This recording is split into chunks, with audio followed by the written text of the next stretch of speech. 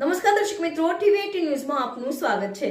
ટીવી18 news ગુજરાતની પળે પળની ખબર ધરાવતી ગુજરાતી ન્યૂઝ ચેનલ છે।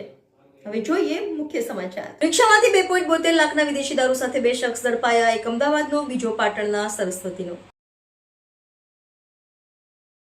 બનાસકાંઠા જિલ્લા પોલીસ વડા અક્ષયરાજ મકવાણાની સૂચના મુજબ એલસીબી પોલીસ સ્ટાફે પાલનપુર તાલુકામાં મોટી કામગીરી કરી છે। પોલીસે એલસીબી પુરા પાટિયા પાસે સાસુમા હોટલની આગળ હાઈવે રોડ પરથી એક ઓટો રિક્ષાને ઝડપી પાડી છે।